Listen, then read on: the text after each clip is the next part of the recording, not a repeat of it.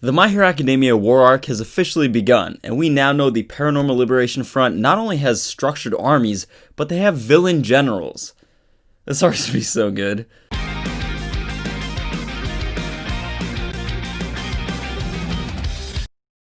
Boys and girls, what is up? And we're at it again, another My Hero Academia chapter review, and just another chapter that really teases you before what we can all expect to be some huge impending battle and basically an apocalypse for Hero Society.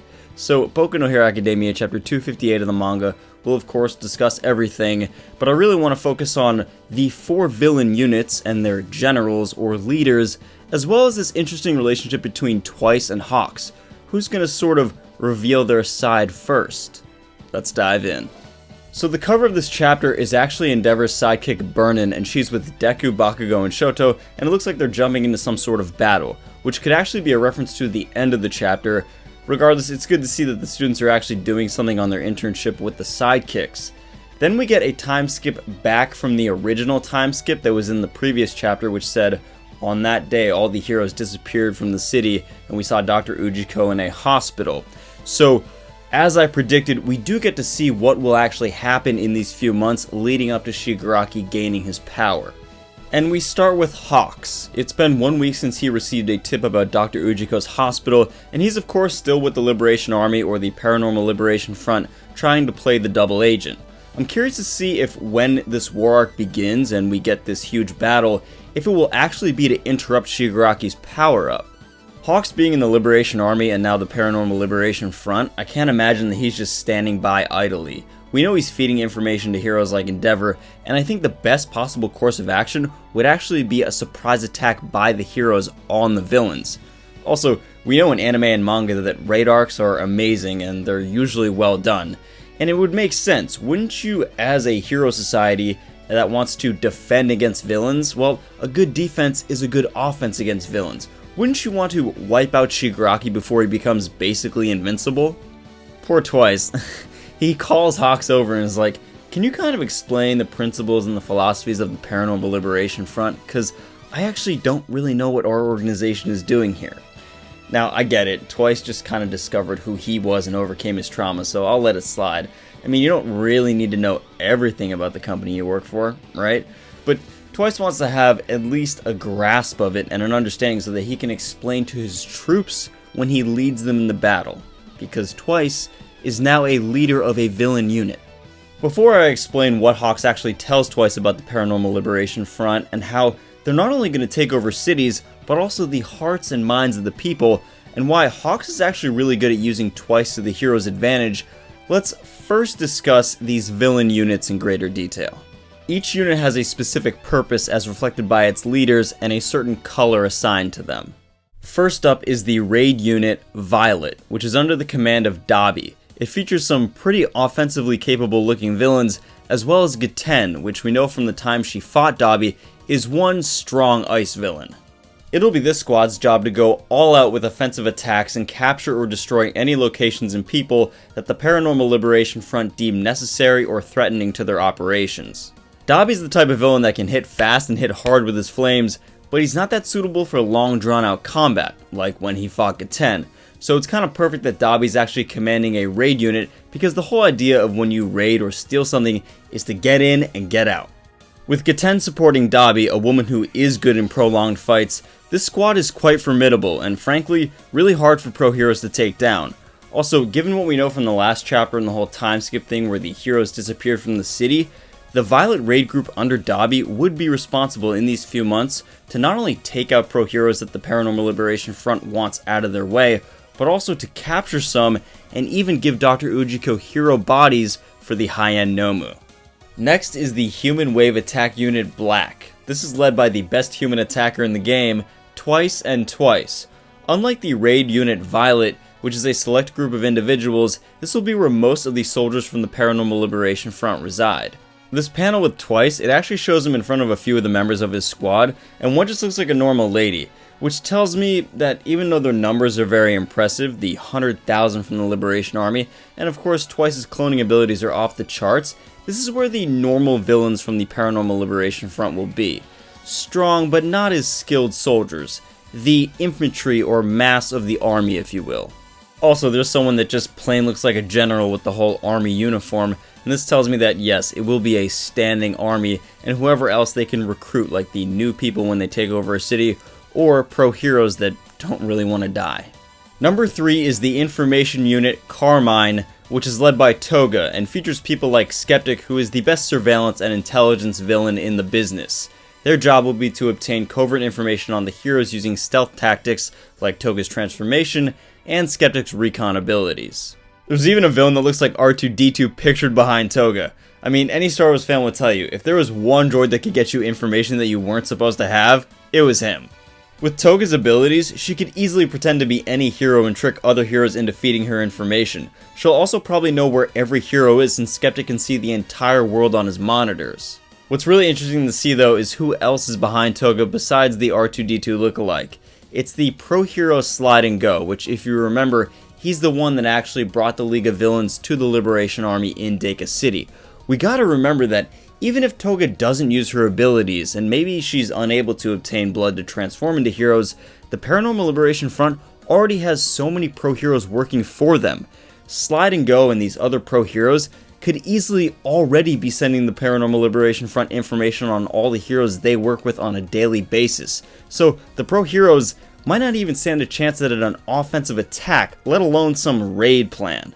We know with the last chapter and that ominous line, "On that day all the heroes disappeared from the city," I'm under the impression that yes, some of them were probably defeated, some of them were probably captured, some of them were probably turned into high-end Nomu at Dr. Ujiko's delight. But I think many disappeared and are just on the Paranormal Liberation Front side. That's why they're not responding. Lastly, we'll have the support unit Brown, which is led by Spinner and Mr. Compress. I can't imagine they'll have a very serious role here, but they'll do what they've been doing all along and support the villains in any tactical way they can. What do you guys think of these villain units, and which one would you join? Comment your thoughts below. Personally, I'd join Toga because information wins wars. With these villain units, I know it's more of just a cool thing, hey, we get leaders and colors, but it really feels like we're talking about an army here. I mean, we are. The Paranormal Liberation Front is an army of villains. I mean, they even have their own politicians. Hawks explains how people who align with the Paranormal Liberation Front are people that don't like the current system and want the destruction of heroes and hero society. The Paranormal Liberation Front will move in, destroy cities and any heroes in their way, and then Hanabata and Redestro will employ their policies and ideals in these lawless areas. They'll also give out weapons to people, thus amassing more soldiers and doing what All for One did with his followers. One kind of quirky thing to note here, in the flash forward of the Paranormal Liberation Front taking over, it actually shows Redestro walking with everyone else. He has his legs back and he doesn't need that mechanical chair thing. So, it makes me wonder, is there anything that Dr. Ujiko can't fix? After they're done talking, Twice thanks Hawks and says, "Hey, you're a really nice guy," and Hawks smiles but thinks to himself, Twice, this guy who overcame his trauma, he went from being this small-time villain to the #1 person I have to be concerned about and keep my eye on. So you know that Hawks is actually watching him very closely despite any of this niceness in their relationship. Hawks also thinks back to when he told Twice about why he wanted to join the Paranormal Liberation Front. He says, "I want to fly freely and this hero society thing, it's not really for me." And Twice again thinks he's a very nice guy and says, "I want to introduce you to Shigaraki soon." And I'll save this for the discussion at the end of the video, but I'm just wondering, will Twice and his trust in Hawks actually be the Paranormal Liberation Front's downfall? At the end of the chapter, we see all the students on internships, and not just Class 1A, and they're talking about how, wow, it's weird that we've all been assigned a mission on the same day. I wonder what that could be for. It's D-Day, ladies and gentlemen.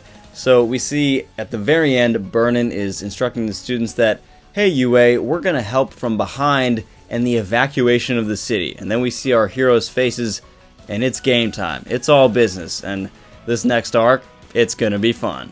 So I want to discuss Twice and Hawks and sort of their relationship. And the first thing I'd like to ask you guys is, who do you trust between these two? I don't really mean Twice because he's loyal to the Paranormal Liberation Front and Shigaraki, and I don't see him being a turncoat. Oh, although that would be interesting if Hawks actually, through being on the Paranormal Liberation Front and getting to know him, convinced him to actually leave villainy and help the heroes somehow. Because Twice has always kind of been lost, so maybe he just wants that true sense of belonging.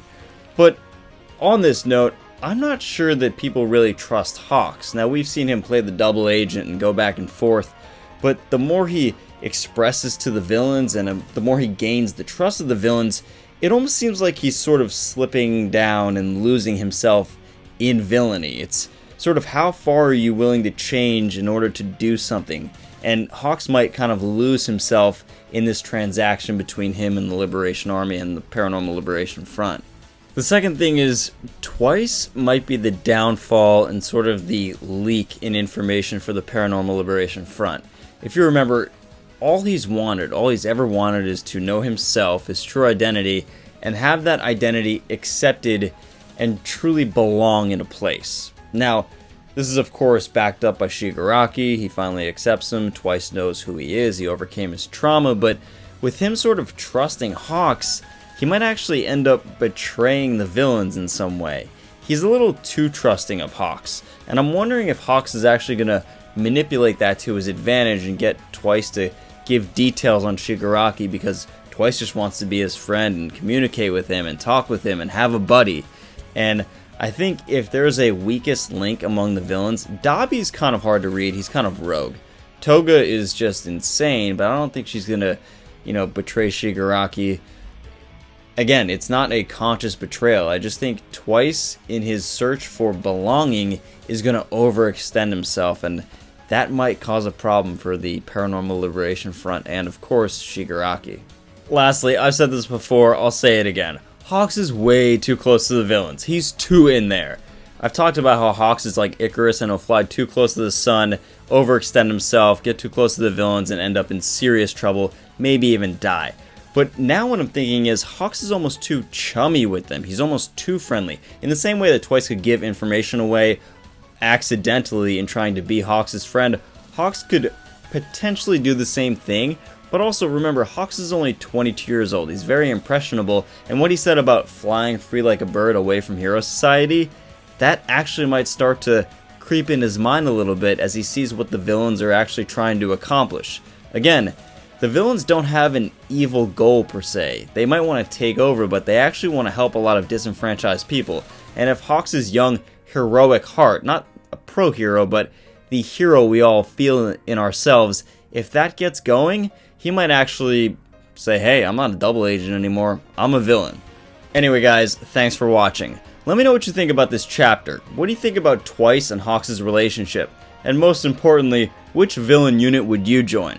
Comment your choice below and all your theories. If you like My Hero Academia content and these chapter reviews, consider enrolling at UA today by subscribing. And until next time, plus ultra.